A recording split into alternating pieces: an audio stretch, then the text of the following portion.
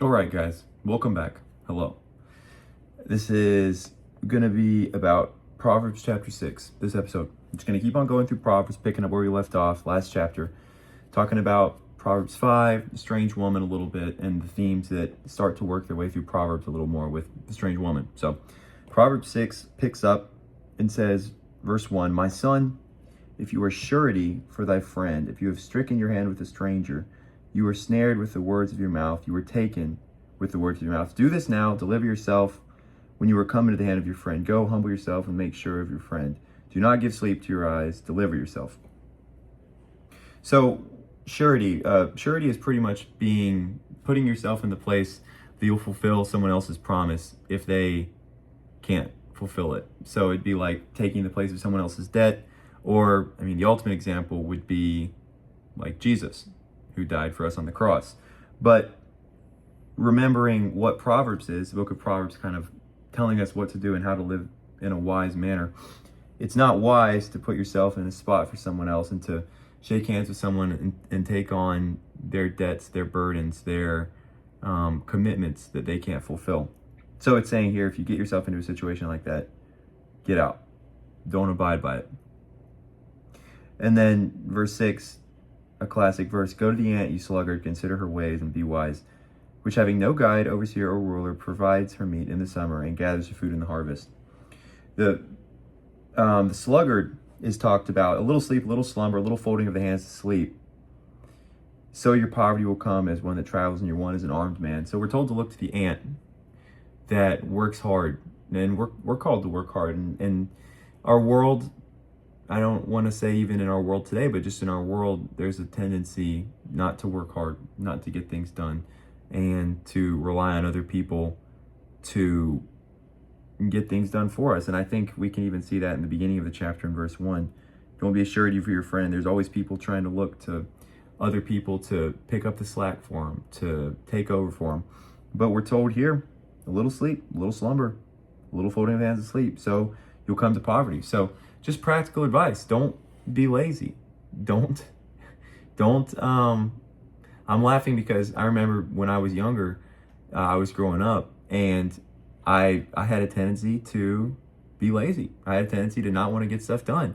I had a tendency to, like a lot of little kids do, I'd procrastinate on my schoolwork, and I wouldn't clean my room, and I wouldn't make my bed and all that sort of stuff. And sometimes I even still don't make my bed or do the things I should, but that's neither here nor there. It's just a reminder for us all. Life will pass us by. The opportunities of life will pass us by if we're lazy. So maybe a little bit of different advice than what Proverbs normally has for us with, maybe being smarter mentally, making smarter. This is a smart decision, but it's also just a physical thing you do, working hard and putting yourself in a good position to be. And then it talks about the wicked man. "A naughty person, a wicked man, walks with a froward mouth. He winks with his eyes, he speaks with his feet, he teaches with his fingers. Frowardness or evilness is in his heart. He devises mischief continually, he sows discord. Therefore shall his calamity come suddenly. Suddenly shall he be broken without remedy." So this wicked man, let's look at verse 13. It says, "He winks with his eyes, he speaks with his feet, he teaches with his fingers." So he's signaling in all sorts of different directions and in ways that don't really line up. So he says one thing, he walks a different way, he points a different way. So it's pretty much a guy that's all things to all people at all times, which is not always a good thing, because we're always, we hear, "Oh, be all things to all people." Well, in so much as you're doing what's right, but if you're misleading people, it's not a good thing to do. So if I say that I'm going to do something and I don't do it, or if I say that something's worth something and it's worth something else and I deceive someone, then that's not right to do. And that's what this wicked man does. And it says in verse 14, he's always devising mischief. He's always sowing discord. So then in verse 15, his calamity will come suddenly. He'll be broken without remedy. So it's another microcosm, I think, of this life where you can have a short-term reward. So like if I went out right now and was able to convince someone that, let's say this pen belonged to like Thomas Jefferson or something. Like imagine if someone believed that, all right? This pen belonged to Thomas Jefferson. This pen's worth $1 billion, and someone pays me $1 billion for this pen because this Bic 1.6 velocity pen belonged to Thomas Jefferson, and they buy into that. Well, clearly I'm being dishonest, and I'm not being honest. But okay, I make my $1 billion and I move on. well, that's going to catch up to me at some point. I mean, if somebody pays $1 billion for something and they get a fake, it's not actually owned by Thomas Jefferson, right? There's going to be consequences. And obviously in this extreme example, that'd catch up to me sooner than later. But if you think about the little dishonesties in your life, like getting in a relationship with someone and maybe you don't tell that person all of who you are, or maybe you're in a business dealing and you don't tell the person that you're dealing with exactly everything about your products that you're trying to sell, or you don't tell somebody exactly everything about you as a person and the needs you have. Well, even in a work setting, if you end up in a job where you kind of lie to get into it, then you're either not going to be qualified or you're going to hate it. So that's the calamity we read about here. Suddenly his calamity will come. He'll be broken without remedy. So it's a call for us to represent ourselves honestly and to go about. Don't wink with your eyes and speak with your feet and teach with your fingers. Go one direction. We can read at the end of Proverbs chapter 4, turn not to the right hand or to the left. Remove your feet from evil. Let your eyes look straight on. Let your eyelids look straight before thee. Straight as an arrow, right? That's the saying, but it's true. Verse 16 through 19, these are 6 things the Lord hates. Yea, 7 are an abomination to him. A proud look, a lying tongue, hands that shed innocent blood, a heart that devises wicked imaginations, feet that are swift in running to mischief, a false witness that speaks lies, and he that sows discord among the brethren. So the first thing I notice in that in reading it is that lying is mentioned twice. And also that lying is mentioned among a whole litany of other things that are actually pretty terrible. I mean, you read hands that shed innocent blood, feet that are swift in running to mischief, heart that devises wickedness, and then alongside that is a proud look, a lying tongue. Well, let's start with a proud look, and then we'll get to a lying tongue. But why is a proud look mentioned as something that the Lord hates? It's in C.S. Lewis's book, Mere Christianity, he talks about pride as being the key cornerstone chief sin in our lives, as whether you're a believer or non-believer, but the key downfall of humanity is pride. Because as non-believer, let's say we're not a believer, we have a pride in our heart, if we know about the Lord, that we know better than him, and we have a better way to go and better things to do. So we don't need him, right? And then let's say in a Christian relationship with Christ as a believer, the pride that infiltrates our heart. Well, he talks about in Mere Christianity, he's talked about people who have defeated sins in their life, like sins that have taken over their life. And then in the place of the sin comes pride. Oh, I did it. Oh, I beat the sin. Oh, I'm stronger than my brother who's still struggling in the sin. Oh, I'm stronger than my sister who won't turn away from this. I'm better. So they get pride in their heart. And so this pride, what the pride does is it creates a rift of where you are and where you see yourself to be. And then it creates an exalted image of you in your mind that makes you a God in your own mind. And so not only is it on this list with these other things like murder, it is the first thing mentioned. These 6 things the Lord hates: a proud look. It's an abomination. These 6 things the Lord hates, yea, 7 are an abomination to him. A proud look is the first thing. So as long as we harbor pride in our heart, and think of ourselves in this way, like the Pharisee did in Luke chapter, I'm going to turn to it so I can read it. But in the Gospel of Luke, a book all about the love that Christ had for his people, and that he came here to heal the brokenhearted and to claim the acceptable day of the Lord, which was now at hand because he was here. He talks about this Pharisee. It's in Luke chapter 18.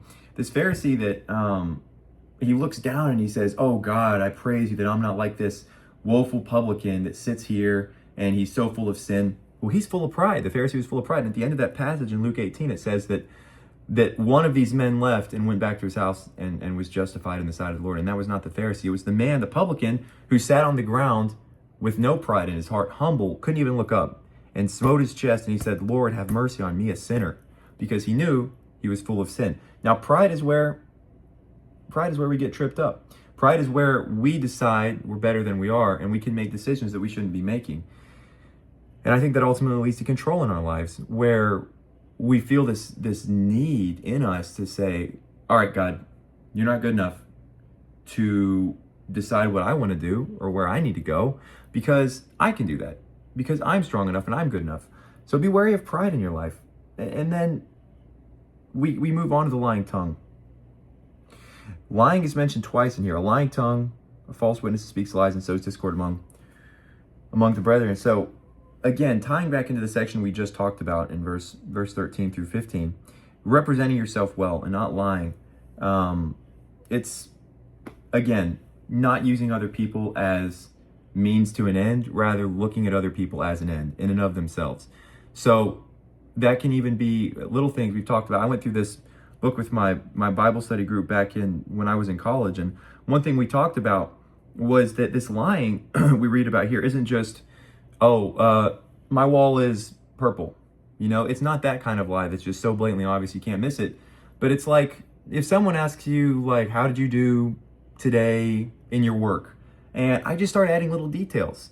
Or someone asks you about, how was your lunch? And you just, exaggerate the price a little bit, either way, to make yourself sound like you're spending more money on what you're buying, to make yourself elevated and feel like you're better than other people. It's not even the huge lies in our lives that are the ones that eat us up. It's the little lies that we create and build this fabric around our lives of falsehood. And if you ultimately strip it down to reality, a lot of the things we say are vast embellishments of the truth. And that's something that hit me hard when we studied it. And it's a truth in our life, is that oftentimes we can completely exaggerate something that happened and even add things, make things up to make ourselves seem like something we are, to make ourselves seem better and more worthwhile. So that's something to be wary of in lying, is it's not just the big lies, it's also little ones. I love verse 23. It ties into what verses 20 through 22 say. Keep your father's commandments, listen to the words of your mother. Wherever you go, it'll lead you. When you sleep, it'll keep you. The commandment is a lamp and the law is a light. The reproofs of instruction are the way of life. And now, I think this is counterintuitive to what we think of from commandments. So historically, when I've thought about commandments, oftentimes the imagery of Moses with his stone tablets just smashing people over the head and saying, do this or else, do this or else. That's what comes to mind when I think about commandments. But here we see them talked about as a lamp. The law is a light. The reproofs of instruction are the ways of life, to keep you from the evil woman, from the flattery of the tongue of the strange woman. Do not lust after her beauty in your eyes.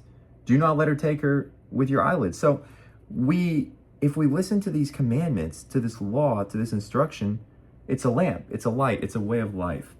And so we can shift our mindset from thinking, oh man, I just want to do this, but God won't let me because his commandments are prohibiting me, to, okay, I was in the darkness by myself trying to figure out where to go. And now this light, this lamp, this way of life, it's shown on my path. And I can now see where the pitfalls are and where the potholes are and where the path weaves a little to the left and I would have fallen off into this abyss. I can see because this light has been shown on my path. And I think that's a beautiful way to look at the law, is if we think about it as like a pathway, like we read this path we're supposed to stay on. It's a narrow path, first of all. We're told that in the Gospels. And you can think of the outskirts of the path, maybe the outlines of the path, the rails, as these commandments that keep us in line, keep us in check. And then, we've got these commandments guarding us on either side. And then when we fall through, when we stray from the path, we push on those commandments, we push them away. And we say, no, God, I've got a better plan, a better idea. I want to do my way. And we do. And then we suffer for it. But these commandments are a light and a lamp for us. And they protect us from the evil things of this world and the strange woman that comes back here. And then verse 27 through 28 talks about how a man can't take fire and not be burnt. So when he goes to his neighbor's wife and touches her, he will not be innocent.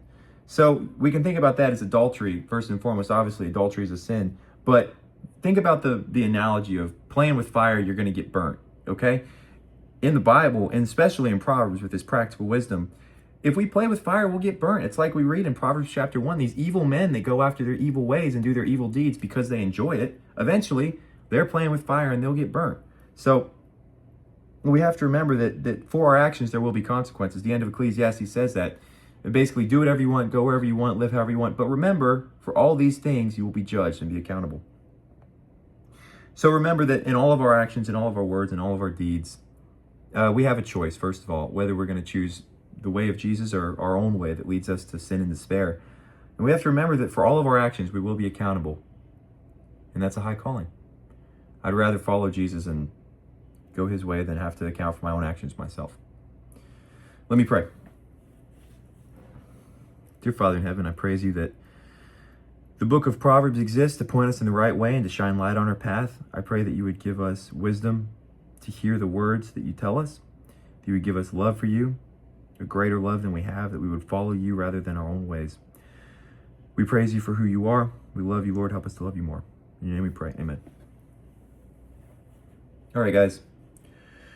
Remember, his commandments are a lamp shining on your path. Go his way. Follow him. All right. Hope you have a good week. Goodbye.